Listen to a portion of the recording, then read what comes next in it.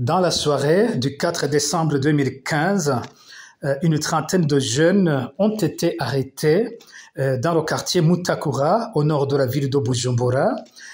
Ces arrestations ont été opérées sur les avenues 12, 11, 9 et 8 de Mutakura, des opérations menées principalement par des militaires conduits par feu lieutenant-colonel Darius Ikurakure, à l'époque commandant du bataillon génie de combat de Muzinda.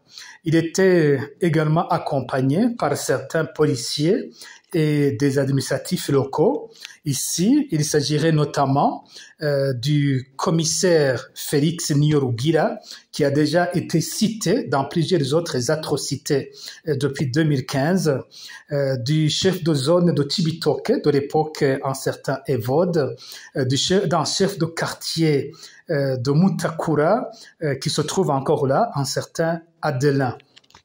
Les personnes arrêtées étaient principalement des jeunes dont la plupart avaient manifesté contre le troisième mandat du président Pierre Nkurunziza.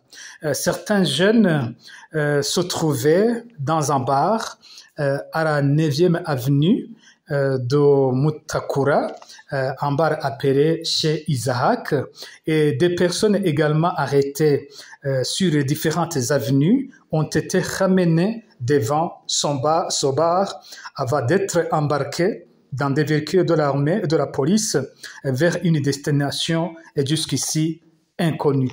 Les familles qui ont tenté de chercher les leurs ont été dupées. Certains, il leur a été demandé des rançons. Il y en a même qui les ont payées. Mais les familles ont attendu jusqu'ici. Cela fait 6 ans que les familles n'ont pas revu les leurs.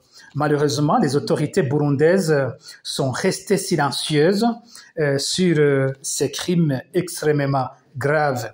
Et ce soir-là, il y a deux jeunes boy scouts, Elvis Ngondwa et Cassien Voyekure, qui venaient des activités de leur mouvement scout en Ngagara, qui sont rentrés à la 10e avenue de Mutakura et qui ont passé dans le bar chez Isaac.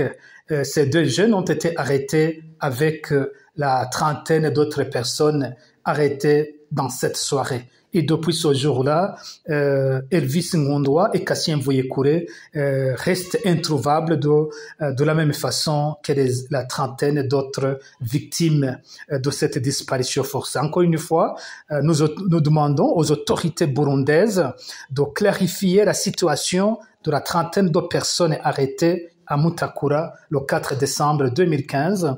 Je dois également ajouter que sur la trentaine de jeunes arrêtés ce soir-là, le FOCODE a déjà pu identifier 10 personnes, 10 victimes. Nous lançons donc un appel aux familles et aux autres personnes qui connaîtraient d'autres victimes de cette soirée de nous aider à les identifier pour constituer un dossier plus ou moins complet de la situation des victimes du 4 décembre 2015.